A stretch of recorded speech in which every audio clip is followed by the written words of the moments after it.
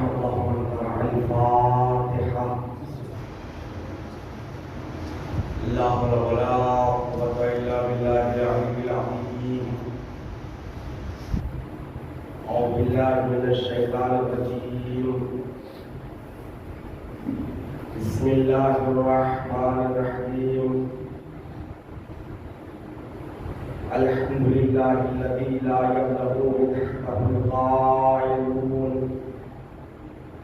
ولا يفيد معه العاتون ولا يؤدي حقه المجتهدون الذي لا يدركه وقت الحمام ولا يناله غوص الفتن الذي ليس لصفته حد محدود ولا نعت موجود ولا وقت معدود ولا أجل ممدود فطر الخلائق بقدرته ونشر الرياح برحمته ثم الصلاة والسلام والتحية والإكرام على السيد النبي الأمي العربي الهاشمي القرشي المكي المدني المنتهي والتهامي السيد البهي والسراج المضيء الكوكب الدري صاحب الوقار والسكينة المدفون بعبد المدينة على عبد المعيد ورسول المسدد المصطفى الامجد والمحمود الاحمد حبيب اله العالمين وخاتم النبيين وشفيع المذنبين ورحمة للعالمين بالقاسم محمد.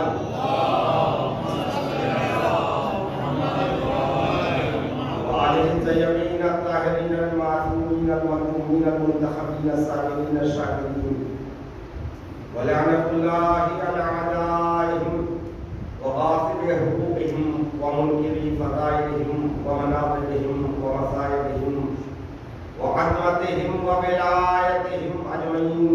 أما بعد فقد قال الله تعالى وتبارك في كتابه الكريم وهو أصدق القائلين قوله الحق. بسم الله الرحمن الرحيم. إنما وليكم الله ورسوله والذين آمنوا الذين يقيمون الصلاة ويؤتون الزكاة وهم راكعون. صلوات الله.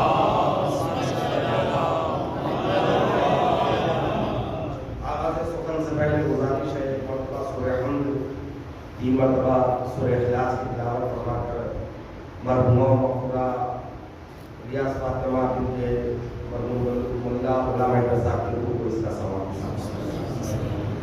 بسم اللہ الرحمن الرحیم. الحمد للہ رب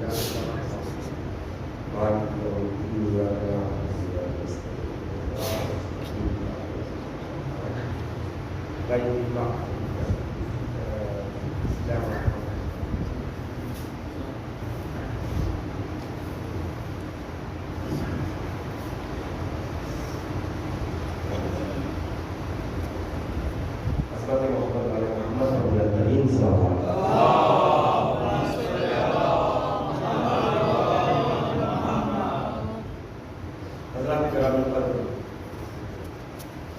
یہ اشرا یہ کہا جس کا آغاز 10 ذی الحجہ سے 18 ربیع تک اس کو ایران میں ہفتہ ولایت کہتے ہیں. یقیناً ہم لوگ ماہ محرم کی آنے سے پہلے ماہ محرم کا انتظار کرتے ہیں. اس کے لیے اپنے طور پر آمادگی کرتے ہیں, تیاریاں کرتے ہیں. اس لیے کہ کربلا میں جو دردناک واقعہ رونما ہوا اس کی یاد منانے کے لیے خود کو, خود کے گھروں کو, خود کے عزاخانوں کو آمادہ کرتے ہیں. مگر یہ جاننے کی ضرورت ہے کربلا تجلی گاہ ولایت. کربلا اقرار ولایت کا نام ہے کربلا، پیکر ولایت کا نام ہے، چراغ ولایت کا نام ہے۔ تو جب ہم پیکر ولایت، چراغ ولایت، جلوگاہ ولایت کی بات کرتے ہیں تو اس سے پہلے روز ولایت، روز قدیم۔ افسوس کا مقام ہے کہ اس عید کو، اس روز ولایت کو جس شان سے، جس اہتمام سے ہمیں منانا چاہیے وہ مناتے نہیں ہیں۔ نہ اس کا ویسا استقبال ہوتا ہے، نہ ہی اس کا ویسا انتظار ہوتا ہے۔ جو بانی محفل ہوتا ہے بس اسی کی ذمہ داری ہوتی ہے کہ وہ فرش مسرت کو بچھائے، عزاخانے کو سجائے، اور ہماری بس اتنی ہی ذمہ داری ہوتی ہے کہ محفل میں شرکت کرے، قصیدہ پڑھے۔ نہیں عزیزان محترم، روز ولایت کا ہم قیامت تک ادا ہی نہیں کر سکتے، اس لیے کہ ہماری شناخت ولایت سے ہے، ہماری پہچان ولایت سے ہے۔ ہم مسلمانوں کے دیگر فرقوں سے جو جدا ہوئے ہیں وہ اسی ولایت کی بنیاد پر۔ جب ہماری متن زندگی میں، ہماری جامع زندگی میں ولایت کا اتنا اثر ہے تو روز ولایت کو ہم کیسے منائیں؟ ہو سکتا ہے کسی جوان، کسی بچے کے ذہن میں یہ بات آئے کہ مولانا یہ تو کہہ رہے ہیں کہ منانا چاہیے، منانا چاہیے، منائے تو کیسے منائے، اس میں کیا ہونا چاہیے؟ عزیزان محترم، دو چیزوں کی تیاری ہوتی ہے، ایک ظاہری تیاری، ایک باطنی تیاری، ایک ذہنی تیاری۔ ظاہری تیاری یہی ہے کہ ہم بتائیں ہم اہل ولایت ہیں، تو اس کے لیے ضروری ہے گھروں کو سجائیں، گھروں میں روشنیاں کریں، اور سال بھر میں کسی نہ کسی موقع پر اپنے بچوں کے لیے، اپنے گھر والوں کے لیے آپ نئے کپڑے پہناتے ہیں تو وہ دن غدیر کے لیے محسوس کریں کہ ہمارے بچے غدیر کے دن نئے کپڑے پہنتے ہیں، اور گھر میں بہتر سے بہتر کھانے بنائیں۔ عزیزان محترم، سال بھر ہمارے یہاں الحمدللہ 6 مہینے 7 مہینے مومنین کی دعوت ہوتی ہے، مجلس قوم، مجلس جہلم یا کسی اور حوالے سے، لیکن سب سے اہم دن چھوڑ دیتے ہیں۔ کہا جاتا ہے، روایات میں ہے، اگر غدیر کے دن آپ نے اگر کسی ایک مومن کو کھانا کھلایا تو گویا انبیاء کو کھانا کھلایا۔ بہت سوال ہے، روزہ رکھنے کا بھی سوال ہے۔ غدیر کا روزہ مستحب ہے، لیکن ہم میں ایسے افراد زیادہ ہیں جن کے پچھلے روزے ماہ رمضان میں قضا ہے۔ وہ مجھ سے سوال کرتے ہیں کہ اللہ بتائیے، جن کے پچھلے روزے ماہ رمضان کے قضا ہے، کیا وہ غدیر کا مستحب والا روزہ رکھ سکتے ہیں کہ نہیں؟ اس کا شرعی جواب یہ ہے کہ ذمے جب تک واجب روزے ہیں آپ مستحب روزے نہیں رکھ سکتے۔ البتہ نمازوں کے لیے یہ حکم نہیں ہے، نمازوں میں یہ ہے کہ آپ کے ذمے پنجگانہ زندگی کے قضائے عمری باقی ہے، اس کے باقی رہتے ہوئے بھی آپ مستحب نمازیں پڑھ سکتے ہیں، جیسے نماز ہدیہ زیارات، جیسے نماز عیدین، جیسے نماز غدیر، جیسے نماز عید مباحلہ، جیسے شب قدر کی نمازیں۔ تو عزیزان محترم، نمازوں کے لیے یہ قید نہیں ہے کہ اگر آپ کے ذمے واجب نماز قضا ہے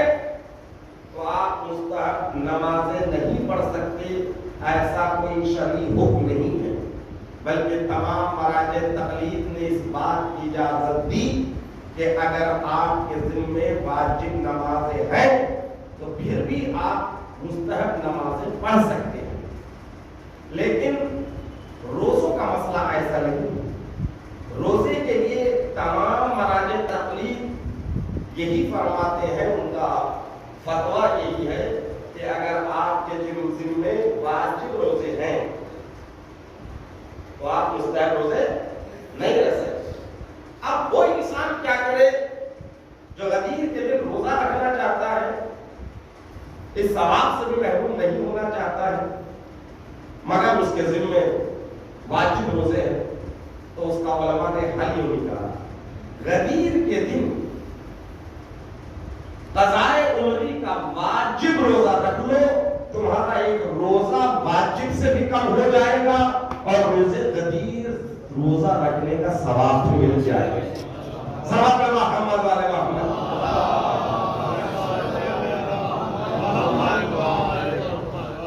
تو یہ غدیر کے دن کے لیے ہے، جو نہیں رکھ سکتے ہیں، گرمی زیادہ ہے یا بہرحال طاقت و توان ایسی نہیں ہے، تو بہرحال یہ دن خوشی کا دن ہے، اپنا ظاہری خوشی بھی عیاں کرے اور باطنی خوشی یہ کہ اس دن کی نمازیں ہیں، اس دن کی نماز، اس دن کی دعائیں، اس دن غسل مستحب ہے، اس دن صدقہ دینا مستحب ہے، نکلیے اپنے پاکٹ سے کچھ پیسہ نکالے، واقعی جو مستحب اور غریب ہے ان کو تلاش۔ دیکھیں غریب دو طرح کے ہوتے ہیں، یہ تو وہ ہے جو مانگ لیتے ہیں، یہ تو وہ ہے جو اپنی عزت کو لٹنے کے لیے جیتے ہیں۔ وہ مانگتے ہیں، وہ ظاہر نہیں ہوتے، جو مشہور ہے وہ مشہور ہے، ان تک ہر کوئی پہنچ جاتا ہے، لیکن ایسے لوگ ہیں، میں جانتا ہوں، عزت نفس کی وجہ سے وہ آپ کے سامنے کبھی دست سوال کو پھیلا نہیں سکتے، وہ اپنی عزت کھونا نہیں چاہتے، جان کھونا پسند کرتے ہیں۔ ایسے مستحقین کو تلاش کرنے کا حکم ہے اسلام، جنہیں سب دیتے ہیں وہ آپ ہی دیتے ہیں تو مل جائے، لیکن وہ حضرات واقعی عزت نفس ہاتھ میں لے کر دیے، ایسے مستحقین متدین تو تلاش کرے۔ اگر ایک درہم، آج تو درہم نہیں ہے، آج تو روپیہ ہے، ایک درہم اگر راہ خدا میں غدیر کے دن کسی نے عطا کر دیا تو اس نے گویا کئی ہزار درہم کو دیا ہے۔ توجہ چاہتا ہوں، اور اہتمام یہ ہو کہ اپنے بچوں کو بتائے ولایت کیا ہے۔ جو انسان غدیر نہیں سمجھا وہ کربلا سمجھ ہی نہیں سکتا، اس لیے کہ غدیر ولایت کا اقرار ہے اور کربلا اسی ولایت کی حفاظت کا نام ہے۔ تو عزیزان محترم، سیمینارز ہونا چاہیے، گفتگو ہونا چاہیے۔ آپ غدیر روز سے غدیر سنتے ہیں، غدیر میں کیا ہوا، کس دن سنتے ہیں؟ غدیر کے دن سنتے ہیں۔ دو محفلیں ہوتی ہیں، ایک خانہ زہرا میں اور دوسرے جناب مرکزی محفلوں کی بات ہوتی ہے، اس کے علاوہ شاید مجھے نہیں پتا، ہمیشہ میں ہوتی ہو گئی اور تو مرکزی بات کر رہا ہوں۔ ایک مرحوم ریاض صاحب کے مکان پر دو محفلیں ہوتا کیا ہے، پڑھنے والے پڑھنا چلے جاتے ہیں،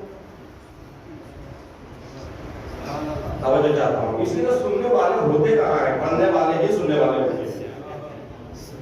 دو چار افراد ہیں جو یہاں پر موجود ہے، یہ سننے والے ہیں، یہ سننے والے جو ہیں یہ زیادہ ثواب حاصل کرتے ہیں، یہ ہمت کر کے آتے ہیں سننے کے لیے۔ جناب سجاد صاحب ہاتھ اٹھا رہے ہیں کیونکہ وہ سننے والوں میں سے ہیں۔ اسی طرح یہاں پر حاجی قمر عباس صاحب ہیں، یہ لوگ وہ قمر عباس صاحب پر بیٹھے ہیں۔ سلام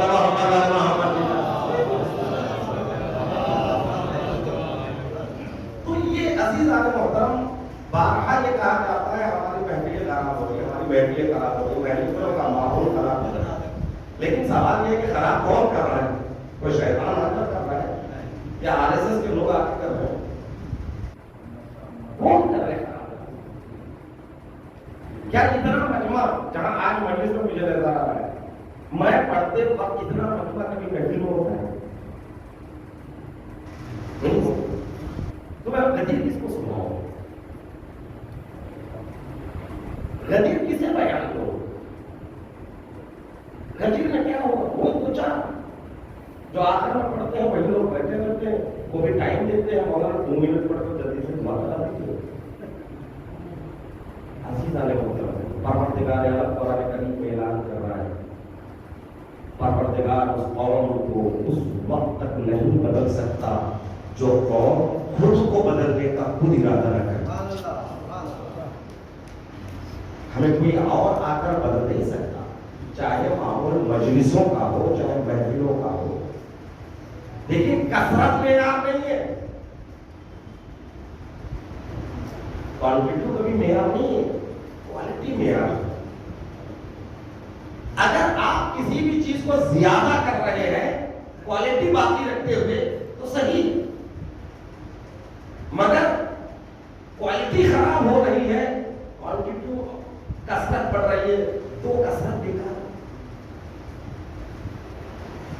3 کی جگہ 30 مجلسیں ہو رہی ہے، لیکن جو کیفیت 3 مجلسوں میں تھی وہی کیفیت اگر 30 مجلسوں میں ہے تو پھر نہیں ہے، صحیح ہے۔ مگر جب کثرت بڑھ رہی ہے کیفیت خراب ہو رہی ہے، پڑھنے والے کو پڑھنے کی فکر ہے، کوئی سننا نہیں چاہتا ہے، تو پھر ایسی کثرت میں کیا ہے؟ توجہ چاہتا ہوں، یہ باتیں بڑی بری لگتی ہے بعض لوگوں کو، لیکن اکثر لوگ تائید کرتے ہیں۔ تو عزیزان محرم قریب ہے، ایک دن میں 7 8 مجلسیں ہونے والی ہے، فکر کیجیے۔ اکثر لوگ جو بزرگ ہستیاں ہیں، پیشنٹ ہے، شوگر پیشنٹ ہے، BP پیشنٹ ہے، الگ الگ قسم کے فرش عذاب ہے، 4 گھنٹے بیٹھنا 3 گھنٹے بیٹھنا بس کی بات،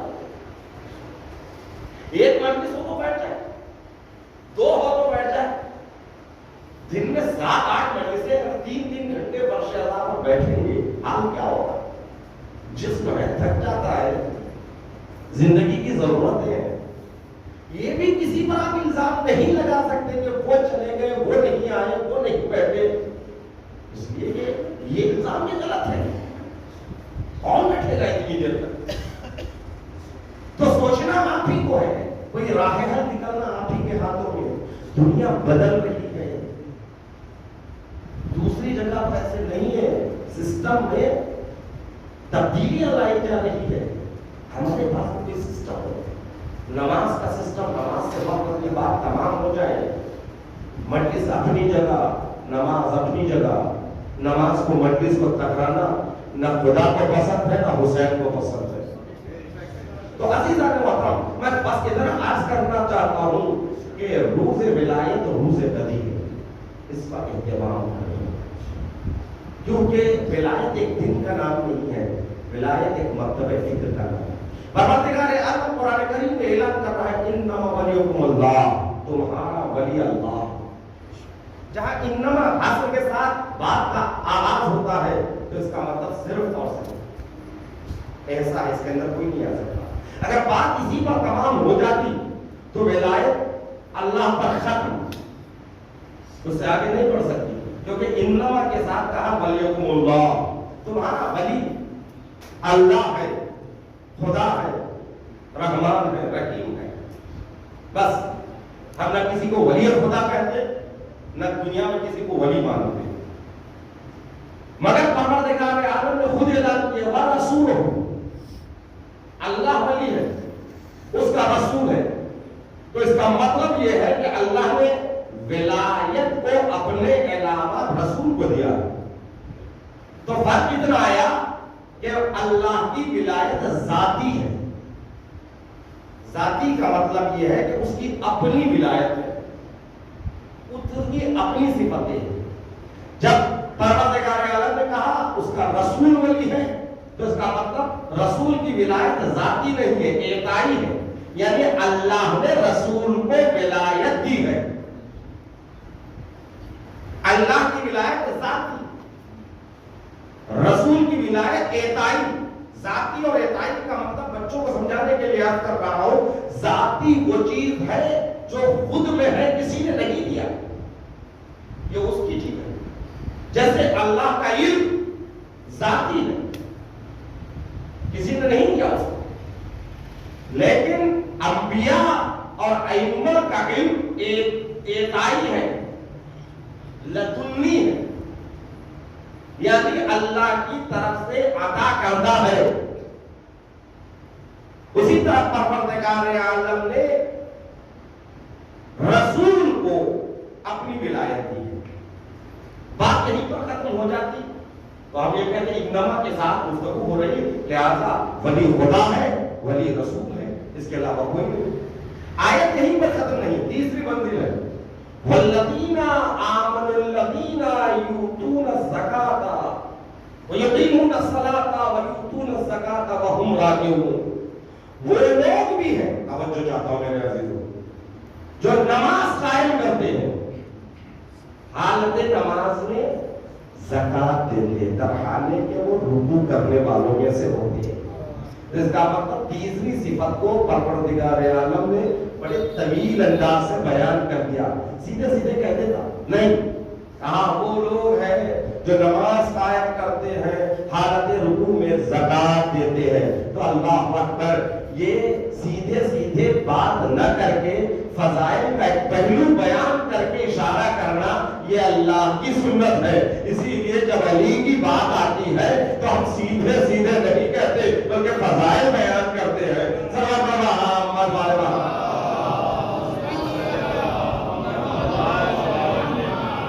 تو اس کا مطلب تیسری منزل میں جو پروردگار عالم اعلان کر رہا ہے، میں اس کی تفصیل میں نہیں جانا چاہتا، بس اتنا عرض کروں، جمع کا صیغہ ہے۔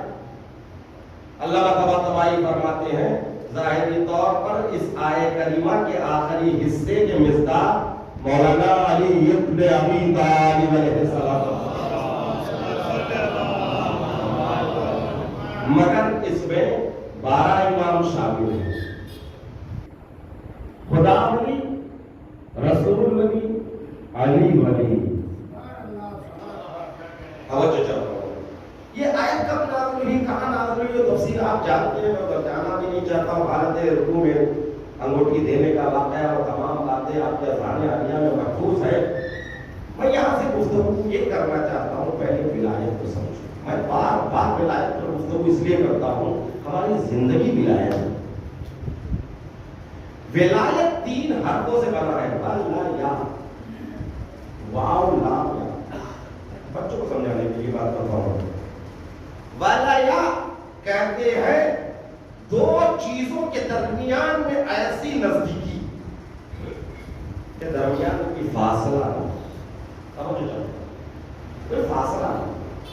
یہ لغوی اعتبار سے، یعنی یہ ڈکشنری کے میننگ بتا رہا ہوں۔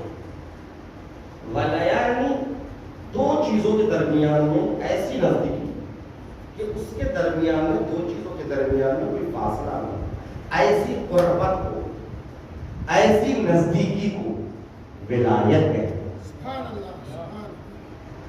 ولایت کی یہی معنی ہے۔ قاموس الزمان اٹھا کر دیکھیے، یا عربی کے جو بڑے بڑے مشہور صحاح اللغات، قاموس اللغات اور بھی لغت کی جتنی عربی کتابوں کا دیکھیے، یہی۔ لیکن اہل سنت نے کہا اس کے 17 معنی ہیں، 17 نہیں 70 بھی ہوئی، اس سے ہمیں قرض لو۔ دراصل وہ معنی جو ہے، معنی نہیں ہے، مصداق۔ ایک ہوتا معنی، ایک ہوتا مصداق۔ اگر میں کہوں کریم کسے کہتے ہیں، کریم یعنی کرم کرنے والا، پھر اس کے بعد کہوں فلاں آدمی کریم ہے، تو اس کے معنی نہیں ہے، اس کا مصداق۔ مصداق کہتے ہیں ایک صفت کا دوسرے پر ثابت آنا، وہ صفت اس کے لیے موصوف ہونا، وہ صفت اس کے لیے صحیح فٹ بیٹھنا، صادقانہ فٹ بیٹھنا۔ تو عزیزان محترم، ولایت دو چیزوں کی نزدیکی کے درمیان میں کوئی فاصلہ نہیں، ایسی نزدیکیاں جہاں جہاں بھی پائی گئی اس کو ولی کہا گیا ہے۔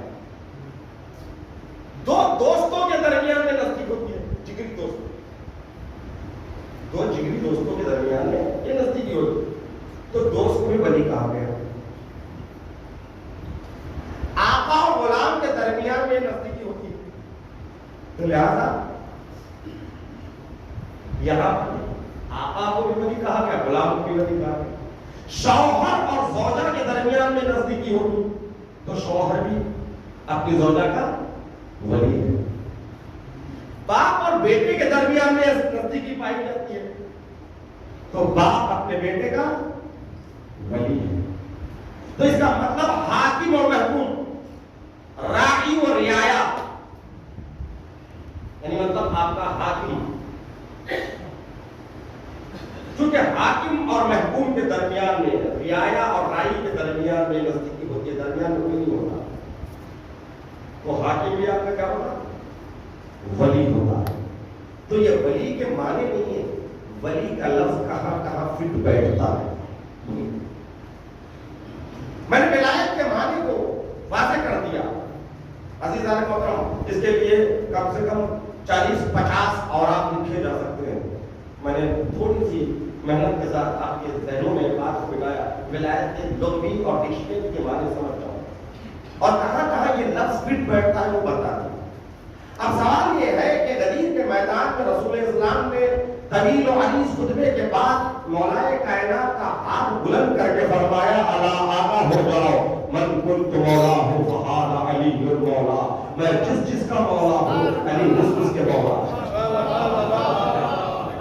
یہ وہ حدیث ہے، توجہ چاہتا ہوں میرے عزیزوں، یہ وہ حدیث ہے جس کو اہل سنت کے علماء نے بھی انکار نہیں کیا۔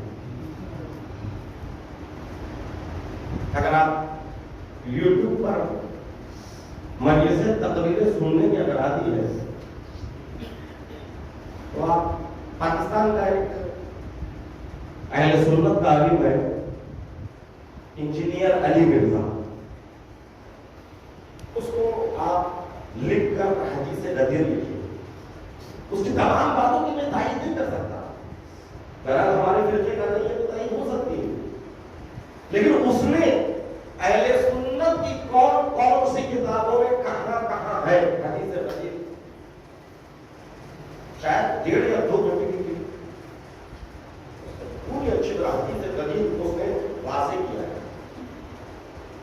اس سے بہت پہلے علامہ امینی الغدیر کے نام سے کئی جلدیں لکھی ہیں،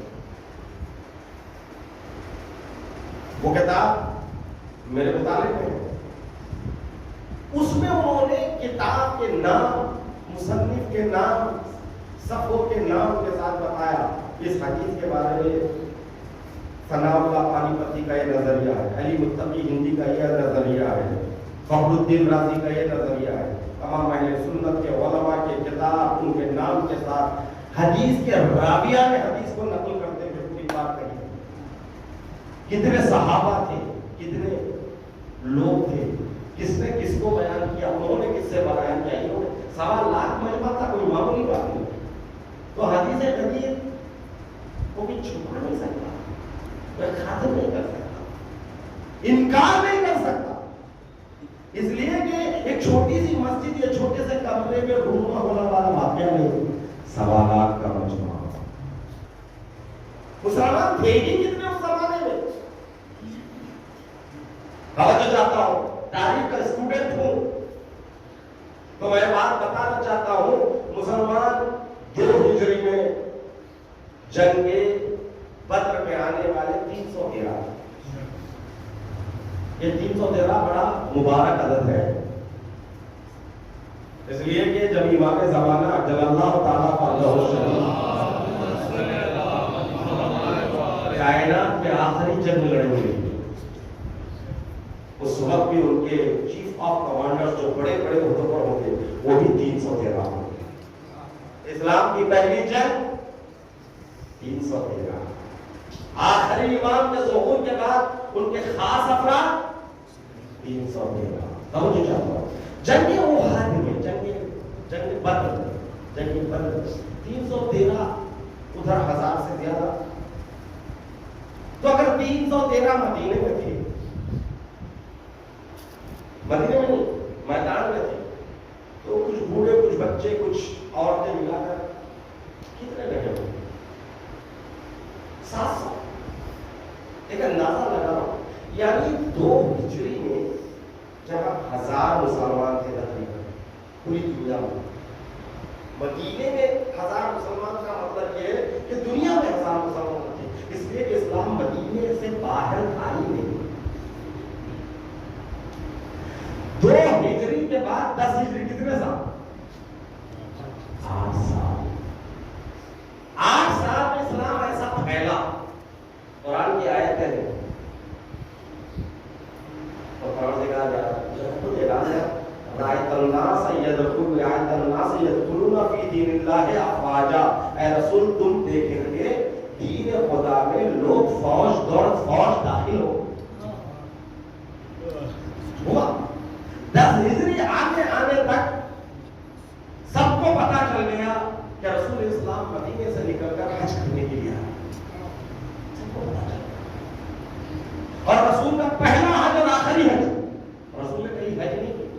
ائمہ کے بارے میں فلاں امام نے 10 حج کیے ہیں، 12 حج کیے ہیں، 13 حج کیے ہیں. امام زین العابدین علیہ السلام نے کئی حج پیدل کیے ہیں مدینے سے مکے تک. لوگ آج اعتراض کرتے ہیں کہ نجف سے کربلا کیوں پیدل جاتے ہیں؟ اگر غیر ہوتا تو اس کو تھوڑا سمجھانے میں مشکل ہوتا، لیکن اپنا جب اعتراض کرتا ہے تو اس کو سیرت امام کو دیکھنا چاہیے. جب امام سجاد کعبے تک پیدل حج کرتے ہیں، جس نے کعبے کو بچایا اس کربلا کو پیدل حج کرے تو تمہیں کیا تکلیف ہوتی ہے؟ سلام علیہ ہم والے کیا پیدل حج نہیں ہے، پیدل زیارت ہے. کربلا آبوی کعبہ ہے، کربلا شام میں کعبہ ہے. تو عزیزان محترم اس وقت سوالات کا مجموعہ میدان میں تھا. ہو سکتا اور بھی بہت افریقہ تک شام تک اور ادھر مختلف کنٹریز میں اسلام پھیل چکا ہے، لیکن سوالات کا مجموعہ کم نہیں ہوتا ہے. اتنی مسلمان اب اتنے بڑھ گئے ہیں، کتنے کنٹریز میں مسلمان ہیں. دنیا کا سب سے دوسرا بڑا مذہب اسلام ہے.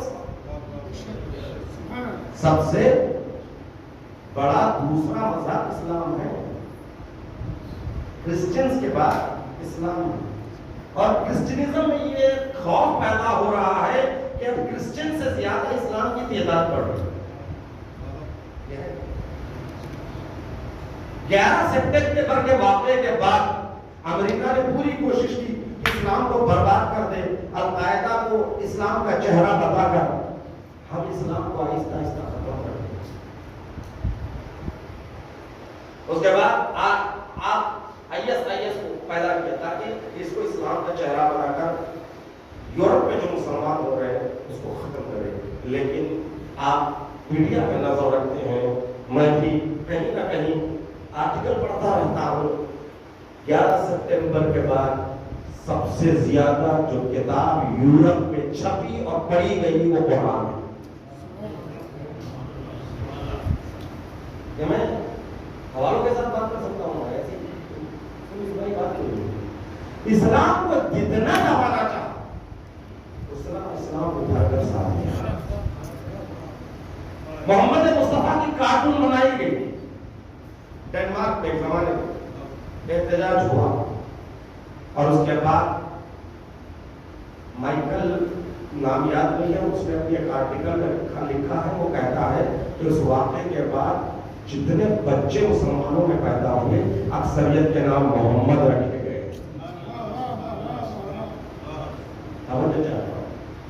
تو عزیزان محترم، فانوس بن کے جس کی حفاظت ہوا کرے. اس طرح جانتے ہیں نا بہت بات، فانوس کس کو کہتے ہیں؟ فانوس کہتے ہیں، ہم اپنی زبان میں کہوں کیا کہتے ہیں؟ چملی،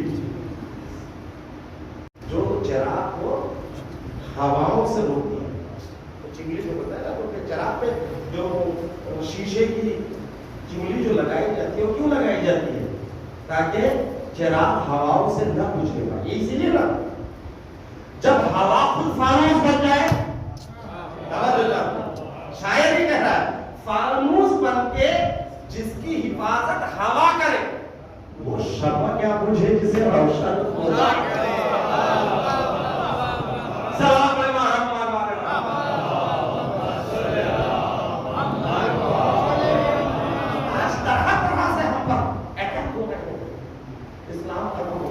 لیکن مین مقصد ان کا جو ہے نا، اسلام سے مراد اسلام تشیع ہے، کیونکہ جانتی ہے دنیا حقیقی اسلام انہی کے پاس ہے. لہٰذا یہ لوگ انکار نہیں کر سکے ولایت کے معنی کو، واقع قدیر کو. کیا کیا؟ نہیں، یہ واقعہ تو ہوا، انکار کیسے کر سکتے ہیں؟ ہوا. اہل سنت کے پورے علماء مانتے ہیں کہ ہاں یہ واقعہ ہوا. جب ہوا ہے تو مانو. کئی مانا اس لیے کہ وہاں جو مراد آپ لیتے ہیں نا، وہ ہم نہیں لے رہے.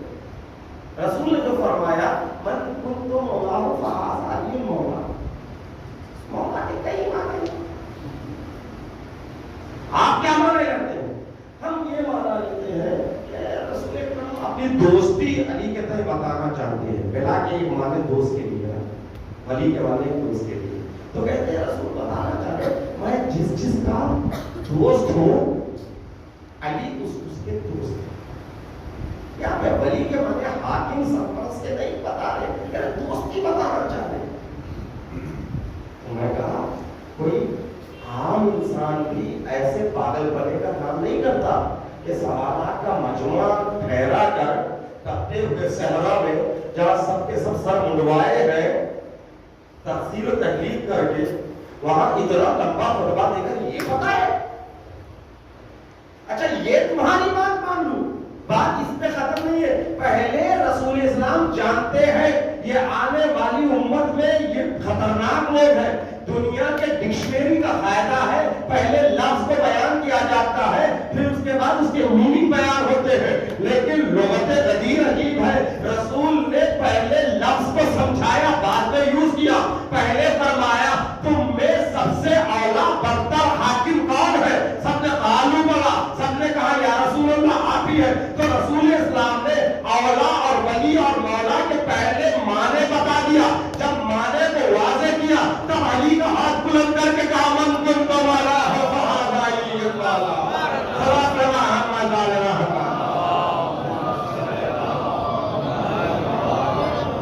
اور دوسری چیز یہ ہے کہ بات یہیں پر ختم نہیں ہوگی. چلو تمہارا یہ بھی اعتراض ہم قبول کر لیتے. اس کے بعد رسول نے کہا کہ اب کوئی نہیں جائے گا، یہیں پر خیمہ لگایا جائے گا. خیمہ لگانے کے بعد کہا کہ سب کے سب علی کے ہاتھوں پر بیعت کریں گے. تو یاد رکھو بیعت دوست کے ہاتھ پہ نہیں ہوتی ہے، بیعت حاکم وقت کے ہاتھوں پہ ہوتی ہے. بیعت کروا کے رسول نے بتایا علی دوست نہیں ہے، علی تمہارا حاکم ہے، تمہارا سرپرست ہے.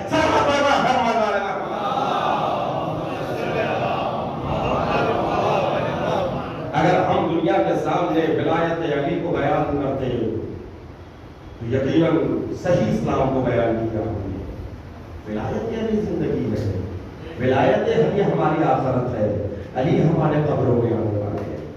دنیا کے ان چکروں میں، ان چیزوں سے یہ آتی جاتی حکومتیں اسلام کا کچھ بگاڑ نہیں سکتی. بڑا شور ہے آج میڈیا میں، ہندوستان میں کیا ہو جائے گا.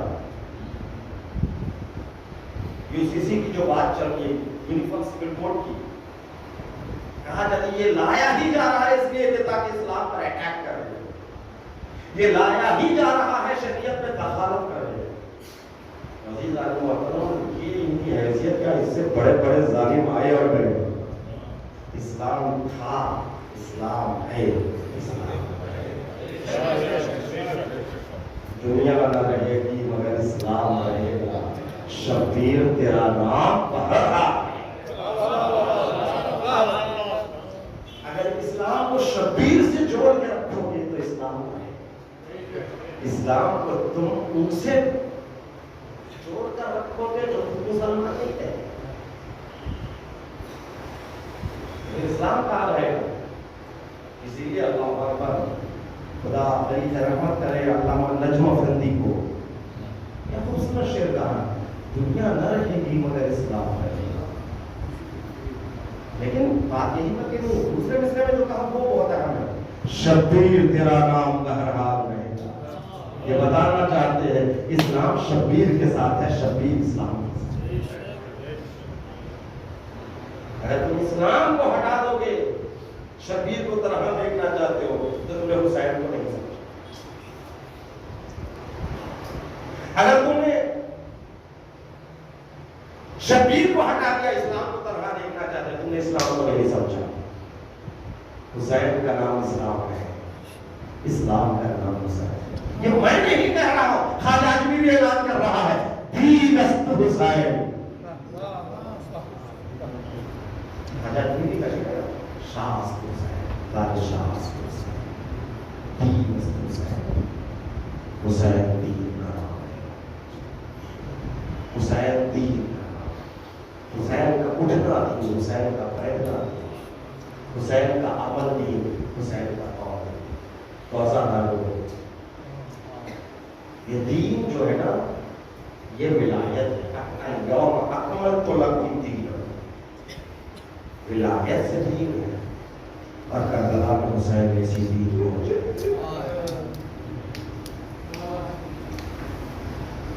محرم بھی قریب ہے، غدیر بھی قریب ہے، دونوں کی تیاری کی ضرورت ہے۔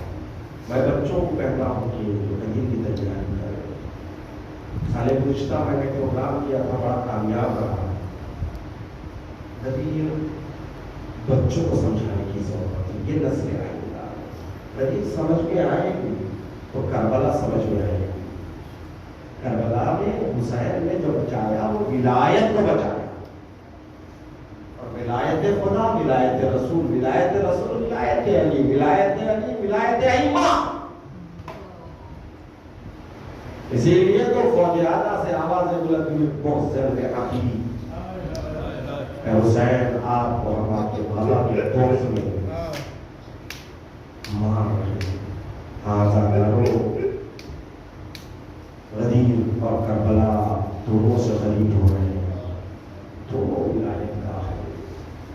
اللہ اکبر، حسین نے اس ولایت کو بچانے کے لیے کیا کیا قربانیاں دی ہے۔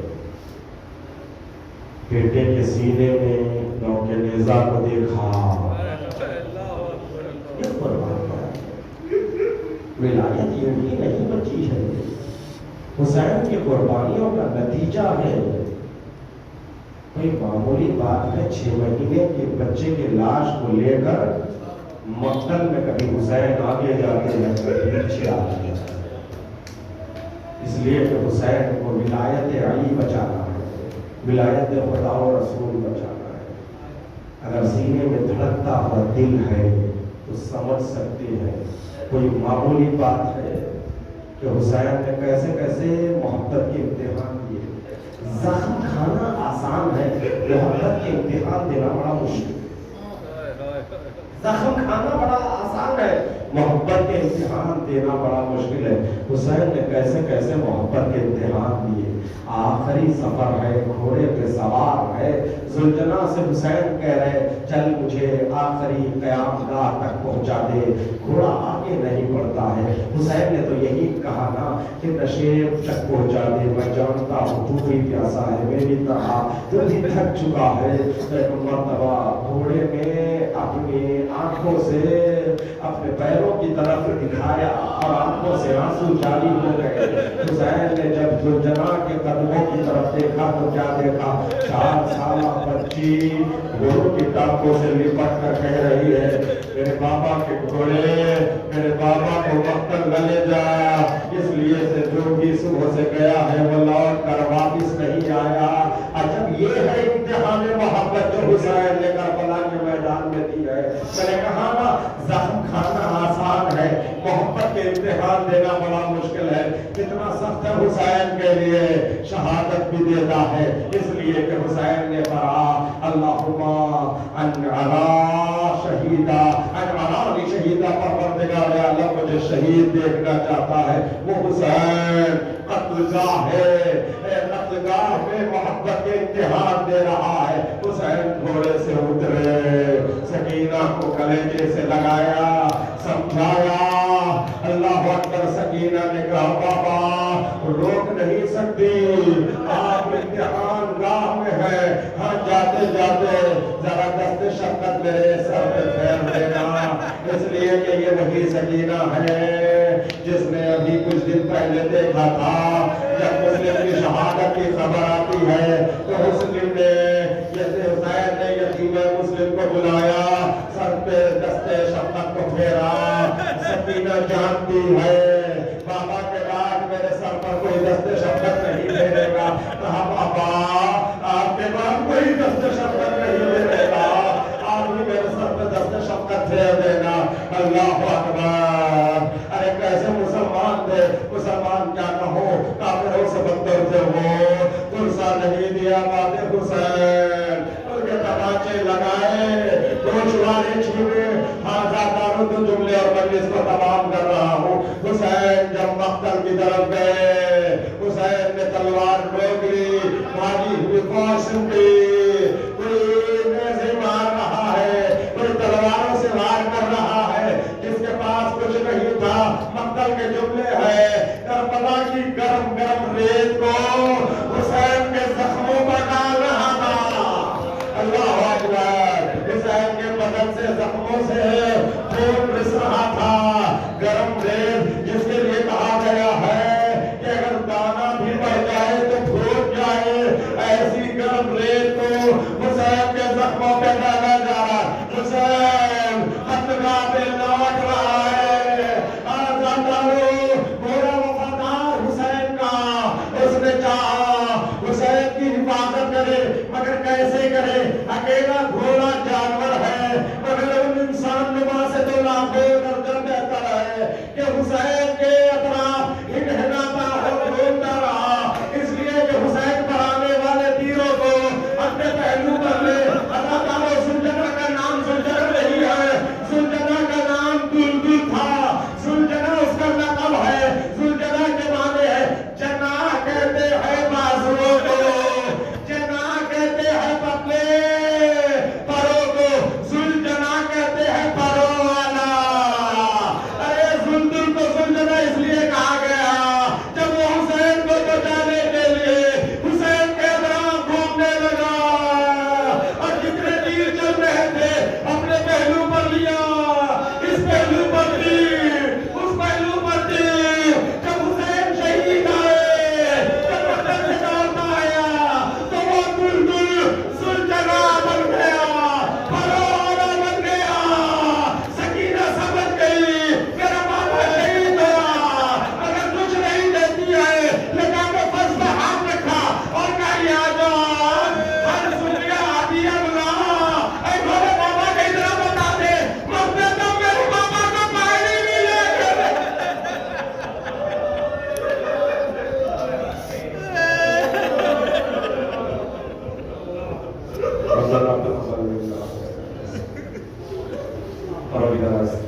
خلیل کو ہم سے قبول فرما جہاں جہاں شیعہ نے حضرت قرار آباد ہے ان کی جان مال عزت آپ لوگ کا اس کی حفاظت فرما کوئی غلط سوائے کو حسین کے ہمارے مرحومین کی مغفرت فرما پروردگار ولایت ائمہ اہل بیت کو سمجھنے کی توفیق عطا فرما معرفت عطا فرما معرفت غدیر و عاشورہ نصیب فرما مقصد حسین کو سمجھنے اور سمجھ کر اس پر عمل کرنے کی توفیق عطا فرما مالی بقی کے اجڑے ہوئے قبور پر جلد سے جلد تعمیر کے اسباب مہیا فرما پروردگار اس مجلس کا ثواب مرحومات روح کی سال فرما ان کے گناہوں کو بخش دے امام کے ظہور میں تعجیل فرما ہم سب کو جناب امام انصار شمار